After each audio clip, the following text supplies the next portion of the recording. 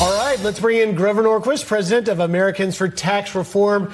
Grover, thanks for joining us on this Memorial Day. Let's dive right in. And in that full screen you just saw, by the way, that Mark Meredith had, you had two of them, Ralph Norman, Chip Roy, that are on the Rules Committee. They're against it. So it's not even clear this is even going to make it out of the Rules Committee with Republicans voting against it. What is your take on this deal? Okay, if you want good tax policy and good spending policy, you need a Republican president to sign it, a Republican majority in the Senate, actually 60 votes in the Senate if you want to be able to do everything you'd like to do, and you need more than a 5-vote margin in the House. So, of course, this negotiation is not going to give us a list of all the things that we'd like. But 100 days ago, Biden was in the catbird seat. He said, I want a clean debt ceiling. The Republicans have no plan. McCarthy and the entire Republican caucus put together a very good wish list plan, a negotiating position. And all of a sudden, after almost 100 days of saying he wouldn't talk, the president came crawling over and sat down and negotiated. And everything that went in that package was a win for Republicans, because all the president got was, we'll pass the debt ceiling. We need these things here. So some real progress, but success comes with a Republican Senate, a Republican president, and a bigger majority in the House. This will pass. It'll come through the committee because Democrats will vote for it, because Biden wants them to. It'll pass the House. It'll pass the Senate.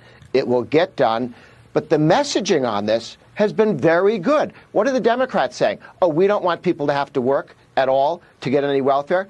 Louder, please. Keep saying that. Keep saying that. Oh, we don't like permitting reform. We don't want people. Good. Keep saying that. The Republican effort let's bring spending down is moving us towards the next election in a very good position. We've played this game before, not as well, when some people said, let's close the government down, and it cost us a governorship in Virginia a number of years ago. This is going very well, and the messaging is where Republicans want it to be. McCarthy has said that conservatives obviously didn't get everything they wanted, but he also pointed out on Fox News Sunday that Democrats got nothing. Let's play that tape.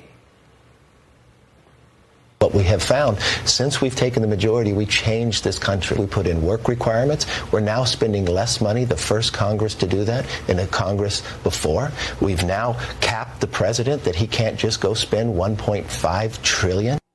Now, his legislation cuts all funding increases for the IRS in 2023. That's not good enough for a lot of conservatives. I mean, there's a list of them. Republican Congressman Andrew Clyde of Georgia says he's a hard pass. Take a look at his tweet on the deal as it stands. He tweets this: a $4 trillion debt ceiling increase with virtually none of the key fiscally responsible policies passed in the Limit, Save, Grow Act kept intact. Hard pass. Hold the line. Dan Bishop of North Carolina described the plan as utter capitulation. Earlier this weekend, Chip Roy of Texas says it virtually does nothing to roll back Biden's expansion of the IRS. Are Republicans going to stand firm on their opposition, or do you believe that somehow McCarthy is going to get these naysayers to the table? Well, if you vote against this package, you don't get something better. I mean, some of these people may be very new to politics, and they don't understand that when you vote no, you make yourself irrelevant, and then you end up with Democrats getting more votes on this sort of thing. At the end of the day, this is progress. It is way better than where we were just a few months ago in terms of positioning. And again, if you want to roll back, as I do, all of the IRS, the $80 billion to hire 87,000 people in a corrupt and unreformed IRS. We need to fix that. You need a Republican House, a Republican Senate, and a Republican president. Pretending that you could have all those things if you just pout and stamp your feet, it isn't true. That's not the way the world works.